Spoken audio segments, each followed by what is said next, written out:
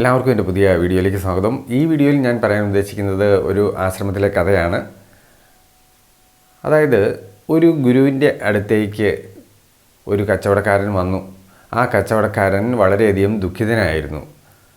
അപ്പോൾ ഗുരുവിൻ്റെ മുന്നിലെത്തി അയാൾ പറഞ്ഞു, ഞാൻ പട്ടണത്തിൽ കച്ചവടം നടത്തുന്നുണ്ടെങ്കിലും എൻ്റെ മനസ്സിന് യാതൊരു സന്തോഷവും തോന്നുന്നില്ല. കാരണം എന്നേക്കാൾ വളരെ പ്രതാപത്തിലും സമ്പത്തിലും ഐശ്വര്യത്തിലും മുന്നിൽ നിൽക്കുന്ന ഒരുപാട് സന്തോഷിക്കുന്ന ആളുകളെ ഞാൻ കാണുന്നു. പക്ഷേ എനിക്ക് സ്വയം ചെറുതാകുന്ന ഒരു രീതി എനിക്ക് തോന്നുകയാണ്. ഞാനൊന്നുമല്ല, എനിക്കൊന്നും ചെയ്യാൻ പറ്റുന്നില്ല എന്നുള്ള ഒരു ബോധത്തിലേക്ക് ഞാൻ വന്നിരിക്കുകയാണ് എന്ന് പറഞ്ഞു. അപ്പോൾ ഈ ഗുരു പറഞ്ഞു, നീ ഒരു കാര്യം ചെയ്യുക, നിനക്ക് സന്തോഷം കണ്ടെത്തണമെങ്കിൽ ഞാൻ അതിനൊരു വിദ്യ പറഞ്ഞുതരാം. നീ ഇവിടെ നിന്നുള്ള കൊട്ടാര വീതിയിൽ, കൊട്ടാരത്തിലേക്കുള്ള രാജപാതയിൽ അവിടെ വഴിവക്കത്ത് നീങ്ങി നിൽക്കുക. എന്നിട്ട് അതിലേ നടന്നു പോകുന്ന ഓരോ ആളിനോടും ചോദിക്കുക, നിങ്ങൾ സന്തോഷവാനാണോ എന്ന് ചോദിക്കുക. അങ്ങനെ സന്തോഷവാനാണ് എന്ന് പറയുകയാണെങ്കിൽ അവരുടെ കുപ്പായം അത് നീ കരസ്ഥമാക്കുക. അവരുടെ വീട്ടിൽ ചെന്ന് അവർ ഇപ്പോൾ ഉപയോഗിക്കാത്ത ഏതെങ്കിലും കുപ്പായം നീ മേടിച്ചുകൊണ്ട് പോരുക. എന്നിട്ട് നീ അതിട്ടാൽ നിനക്ക് സന്തോഷം കിട്ടും എന്ന് പറഞ്ഞു. അവൻ നേരെ രാജവീതിയിൽ പോയി നിന്നു.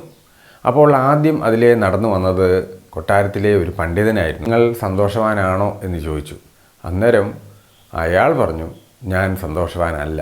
ഓരോ ആഴ്ചയിലും കൊട്ടാരത്തിൽ ഒരു തർക്കം നടക്കും. ആ തർക്കശാസ്ത്രത്തിൽ ഞാൻ തോറ്റുപോയാൽ എന്നെ ചിലപ്പോൾ രാജാവ് നാട് കടത്തും. പിന്നെ നടന്നു വന്നത് ഒരു ചായക്കടക്കാരനായിരുന്നു. നിങ്ങൾ സന്തോഷവാനാണോ എന്ന് ചോദിച്ചു. അപ്പോൾ അയാളും പറഞ്ഞു, ഞാൻ സന്തോഷവാനല്ല. അതിൻ്റെ കാരണം തിരക്കിയപ്പോൾ അയാൾ പറഞ്ഞത്, കഴിഞ്ഞ ആഴ്ച എൻ്റെ ചായക്കടയിൽ നിന്ന് ആഹാരം കഴിച്ചവർക്ക് പലതരം രോഗങ്ങൾ വന്നു. എന്തുകൊണ്ടാണെന്നുള്ളത് എനിക്കറിയാൻ വയ്യ. അത് കൊട്ടാരത്തിലെ രാജാവ് അറിഞ്ഞു കഴിഞ്ഞാൽ എനിക്ക് വലിയ ശിക്ഷ കിട്ടും. പിന്നീട് വന്നത് വളരെ അഹങ്കാരത്തോടെ തല ഉയർത്തി വന്ന ഒരു രാജഭടനായിരുന്നു. നിങ്ങൾ സന്തോഷവാനാണോ എന്ന് ചോദിച്ചു. അവൻ പറഞ്ഞു, ഞാൻ സന്തോഷവാനല്ല എന്ന് മാത്രമല്ല, ഞാൻ മരണഭീതിയെ കാണുന്നയാളാണ്. കാരണം വൈകാതെ തന്നെ അയൽരാജ്യവുമായി ഒരു യുദ്ധം വരാൻ സാധ്യതയുണ്ട്. അങ്ങനെ പലരോടും ചോദിച്ചെങ്കിലും അവരാരും സന്തോഷവാനല്ല എന്നുള്ള ഒരു ഉത്തരമാണ് കിട്ടിയത്. അതുകൊണ്ട് ഈ കച്ചവടക്കാരൻ വളരെയധികം വിഷമിച്ച് നിരാശപ്പെട്ട് ഒരു മരത്തിൻ്റെ കീഴിലിരുന്നു. അപ്പോൾ ആ പുല്ല് നിറഞ്ഞ പ്രദേശത്തൂടെ ഒരു മൂളിപ്പാട്ടും പാടി ഒരാൾ പശുവുമായിട്ട് വരുന്നത് കണ്ടു. അന്നേരം അയാളെ കണ്ട് വെറുതെ ഒന്ന് ചോദിച്ചേക്കാം എന്ന് കരുതി ചോദിച്ചു, നിങ്ങൾ മൂളിപ്പാട്ട് പാടുന്നുണ്ടല്ലോ, നിങ്ങൾ സന്തോഷവാനാണോ എന്ന് ചോദിച്ചു. അപ്പോൾ അയാൾ പറഞ്ഞു, ഞാൻ സന്തോഷവാനാണ്, ഞാൻ വളരെ സന്തോഷത്തിലാണ് ജീവിക്കുന്നതെന്ന് പറഞ്ഞു. എനിക്ക് ആകെ ഈ പശു മാത്രമേ ഉള്ളൂ. ഈ പശുവിന് നല്ല കറവയുള്ള പശുവാണ്. ഈ പശുവിനൊരു മൂക്കുകയർ പോലും ഞാൻ കെട്ടിയിട്ടില്ല. അപ്പോൾ ഇതിന് കയറ് വേണ്ട. അത്രയ്ക്ക് എന്നോട് അനുസരണവും സ്നേഹവും ഇതിനുണ്ട്. എനിക്ക് ഉപജീവന മാർഗമായിട്ട് ഇപ്പോൾ തീർന്നിരിക്കുകയാണ്. അതുകൊണ്ട് ഞാൻ വളരെ സന്തോഷവാനാണ് എന്ന് പറഞ്ഞു. അയാൾ ഒരു തോർത്ത് മാത്രമേ ഉടുത്തിട്ടുള്ളൂ. നിങ്ങളുടെ ഒരു ഉടുപ്പ് എനിക്ക് തരാമോ എന്ന് ചോദിച്ചു. അന്നേരം അയാൾ പറഞ്ഞു, എനിക്ക് ഉടുപ്പില്ല. ഞാൻ ജനിച്ചിട്ട് ഒരു ഉടുപ്പ് ഇട്ടിട്ടേ ഇല്ല. കാരണം ഞാൻ ജനിച്ചപ്പോഴേ ഒരു കർഷകൻ്റെ മകനായിട്ടാണ് ജനിച്ചത്. എനിക്ക് എപ്പോഴും കൃഷിയിടങ്ങളിൽ പോകാൻ നേരം ഞാനൊരു തോർത്ത് മാത്രമേ ഉടുക്കാറുള്ളൂ.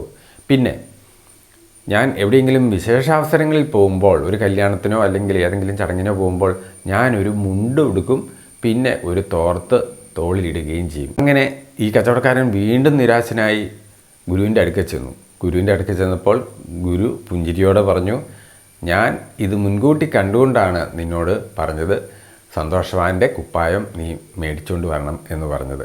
കാരണം നീ വിചാരിക്കുന്ന പലരും വളരെ ഉന്നത സ്ഥാനത്തും പദവിയിലും അധികാരത്തിലും പ്രൗഢിയിലും സൗന്ദര്യത്തിലും സമ്പത്തിലും ഒക്കെ ഇരിക്കുന്ന ആളുകൾ യഥാർത്ഥത്തിൽ സന്തോഷവാനല്ല.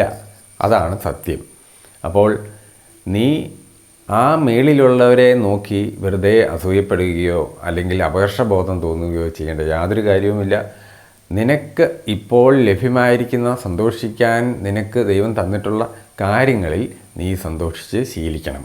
അല്ലാതെ മറ്റുള്ളവരെ നോക്കി അവരുമായിട്ട് താരതമ്യപ്പെടുത്തി അവരിലുള്ള നേട്ടങ്ങൾ നീ ഇപ്പോൾ നോക്കി നീ ചെറുതാക്കാനായിട്ട് സ്വയം ചെറുതാക്കാൻ നീ നോക്കരുത്. ഞാൻ പറഞ്ഞ ആശയം ഇതാണ്. നമുക്ക് ഇപ്പോൾ ഇന്ന് ദൈവം തന്നിട്ടുള്ള നമുക്ക് ലഭിച്ചിട്ടുള്ള അനുഗ്രഹത്തെ ഓർത്ത് നമുക്ക് സന്തോഷിക്കാൻ പറ്റണം.